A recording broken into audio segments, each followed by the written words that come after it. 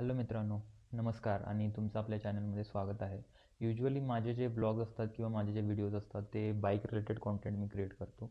पण आजकाल सध्या चर्चेचा विषय चालू आहे आणि तो आहे की जो विकी कौशलचा मूव्ही येणार आहे छावा, जो आपल्या छत्रपती संभाजी महाराजांच्या जीवनावरती आधारित त्यांनी केलेला आहे. एक चांगला प्रयत्न केलेला आहे. त्यांच्या जीवनातील जे काही चढउतार होते किंवा जे काही जो काही त्यांनी संघर्ष केला आपल्या हिंदवी स्वराज्यासाठी, तो त्याने त्याच्यामध्ये दाखवण्याचा एक प्रामाणिक प्रयत्न केला आहे. पण ही गोष्ट ज्यावेळेस आपण पाहतो आता सोशल मीडियावरती, त्यावेळेस आपल्याला जाणवतं की अशा भरपूरशा गोष्टी आहेत की जे लोक बोलत आहेत, की भरपूर अशा आहेत की जे निगेटिव्ह पण बोलत आहेत.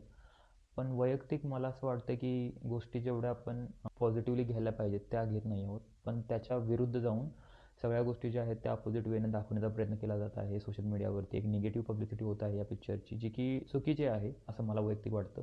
आणि हा व्हिडिओ मी एवढ्यासाठी बनवत आहे कारण की एक असं एक मत प्रत्येकाचं असतं प्रत्येक गोष्टीच्या बाबतीत. त्या वेनं मी हा व्हिडिओ बनवत आहे. याच्या मागचा कोणताही उद्देश नाही की आपल्याला म्हणजे एक ओपिनियन सेट करायचं आहे, लोकांना एक वेगळ्या वेनं सांगायचं आहे, असं बिलकुल नाही. कारण मला एक प्रामाणिक वाटलं की सगळ्या गोष्टी प्रत्येकजण ज्या प्रकारे मांडतोय त्या गोष्टी मे बी अजून बेटर वे होऊ शकतात किंवा आपण अजून पॉझिटिव्ह वे घेऊ शकतोय गोष्टी. मग त्यामध्ये एक मला जी आज आज मी सहज आपलं फेसबुकवरती बघत होतो, तर त्या ठिकाणी एक मला लोकमतने पोस्ट केलेली न्यूज दिसली. त्याच्यामध्ये एक आपला मराठी अभिनेता आहे, अभिनेता इन द सेन्स मूवी सिरियल्समध्ये काम, युजुअल तो मालिकामध्ये दिसतो, मालिकामध्ये काम केलेलं आहे त्याने. तर तो म्हणतो की विकी कौशल हा अभिनेता म्हणून त्याला काय ओके वाटत नाही आहे. त्या ठिकाणी त्याचं म्हणणं आहे की एखादा मराठी अभिनेता असता तर अजून चांगलं झालं असतं, म्हणजे संभाजी महाराजांच्या भूमिकेत मराठी अभिनेता हवा होता, असं त्याचं स्पष्ट मत त्याने प्रकट केलं आहे त्यावेळेस.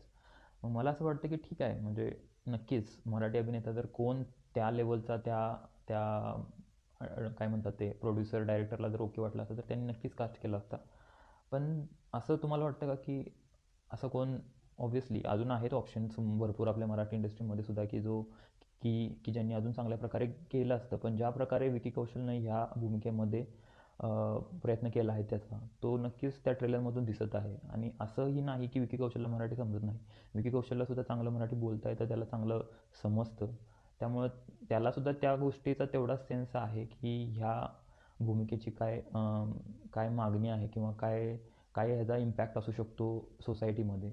त्यामुळे हे असं बोलणं नक्कीच बरोबर वाटत नाही. आणि ज्या प्रकारे ह्या सगळ्या टीमनं एफर्ट्स घेतले आहेत ह्या सगळ्या मूव्हीला दाखवण्यासाठी, ते एक साईडला ठेवून अशा प्रकारचं वक्तव्य करणं हे नक्कीच चुकीचं आहे.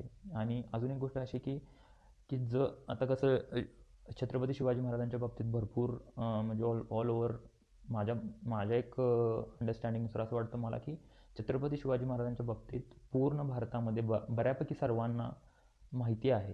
किंवा वेगवेगळ्या चित्रपटांच्या बाबतीत ज्यावेळेस आपण बघतो, त्यावेळेस आपल्याला हे दिसतं की आपण महाराष्ट्रामध्ये सुद्धा आपण वेगवेगळे पिक्चर बघतो, मग ते साऊथचे असू देत, हिंदी असू देत, मराठी असू देत. पण ज्यावेळेस आपल्याला ह्या गोष्टी मराठी चित्रपट इंडस्ट्रीमध्ये ज्यावेळेस आपण बघतो त्यावेळेस आपल्याला हे नक्कीच जाणवतं की आपल्या मराठीमध्ये आता आजकाल जर बघितलं तर नवीन पिक्चर एक नवीन विषयाचे चांगली स्टोरी लाईनचे ऑब्व्हियसली निघत नाहीत.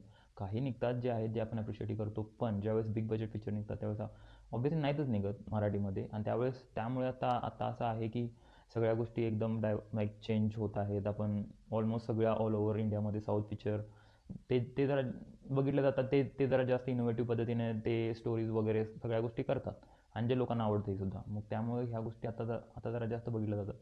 पण मराठीमध्ये अजूनही तेच चालू आहे. 10वी-11वीचं लव्ह स्टोरी दाखवणं, ते ब्रेकअप दाखवणं, त्यानंतर परत काय झालं ह्या गोष्टी दाखवणं. मालिका बघितलं तरीसुद्धा त्याच गोष्टी आहेत. मालिकामधल्या जर तुम्ही ॲक्शन सीन्स वगैरे बघितले, त्यापेक्षा चांगले ॲक्शन सीन्स आजकाल यूट्यूब शॉर्ट्सवरती किंवा यूट्यूबवरचे जे व्हिडिओ बनवतात कॉन्टेंट क्रिएटर ते चांगले बनवतात. म्हणजे ह्या प्रकारची खालची पातळी आहे सगळ्या ठिकाणी मराठी मालिकांमध्ये, मराठी पिक्चर्समध्ये. त्यामुळे ह्या सगळ्या गोष्टी जरा नक्कीच इम्प्रूव्ह झाल्या पाहिजेत. आणि नाही झाल्या तरी पण कसं की ज्या चांगल्या गोष्टी आहेत समोर त्यांना तर नक्की सपोर्ट केला पाहिजे. ते तर आपलं ॲटलिस्ट कर्तव्य आहे. पण आजकाल साईडला ठेवून आजकाल काहीतरी एक आलं की त्याच्यामध्ये वेगळी किंवा एक निगेटिव्ह इमेज त्याच्यामधली क्रिएट करायची, त्याच्यावरती ट्रोलिंग करायचं. आणि ज्या पण त्या माणसानं तो जो आर्ट बनवला आहे, आर्ट कोणताही असतो, मग चित्रपट असू शकतो, काही असू शकतो, त्याच्यावरती मग ट्रोलिंग करायचं. आणि ते ट्रोलिंग असं असतं की आपण घरामध्ये बसून नुसतं मोबाईलवरती ट्विट करणं किंवा कॉमेंट करणं त्याच्यावरती, आणि त्या मग हजारो कॉमेंट्स येतात की जे एक परसेप्शन बनवतात लोकांमध्ये की हां अरे हे असं म्हणजे आहे. पण नक्की ज्यावेळेस तो इंडिव्हिज्युअल पर्सन बघतो एखादा किंवा एखादा तो जो कोणताही व्हिडिओ असेल त्यावेळेस त्याचं होणारं ओन ओपिनियन ते नक्कीच वेगळं असू शकतं. पण हे असं आहे. पण आता कसं लोकांचं एक परसेप्शन चेंज करायचा एक वेगळाच ट्रेंड चालू आहे ट्रोलिंगच्या माध्यमातून. आणि तोच आता मला जो आपला छावा मूव्हीचा जो ट्रेलर आहे त्याच्यामध्ये दिसतो की ज्या प्रकारे तुम्ही ज्यावेळेस छावाचा ट्रेलर मला तर नक्कीच मला एकदम गूजबम्स आलेले. एकदम भारी त्यांनी केलेलं आहे. स्टारकास्ट एकदम चांगली ब्रॉड एकदम बिग स्टारकास्ट आहे. एवढ्या हायर लेवलवरती त्यांनी सगळा प्रयत्न केला आहे. तर नक्कीच आपल्याला ते ॲप्रिशिएट केलं पाहिजे ना, की सगळ्या गोष्टीमध्ये पिन पॉईंट करणं आणि हो, मान्य आहे की त्यांच्या चुका असतीलही. पण चित्रपट हे एक एक असं असतं की ते त्यांनी त्यांच्या बेस लेवलवरती तयार केलेले असतात. असं असं ते नक्कीच होऊ शकत नाही की ते 100% बरोबर आहे. सगळे वाक्य न वाक्य बरोबर आहे. सगळे एक्झॅक्ट त्यांनी मॅच केलेले आहेत. असं होऊ शकत नाही. आपल्याला जे माहिती आहे ते आपण ते त्या माहितीमध्ये ॲड ऑन करत आपण मग ह्या गोष्टी आपण तेवढ्याच ॲक्सेप्ट केल्या पाहिजेत की ओके ठीक आहे, ती मिस्टेक आहे पण आपल्याला ती माहीत आहे.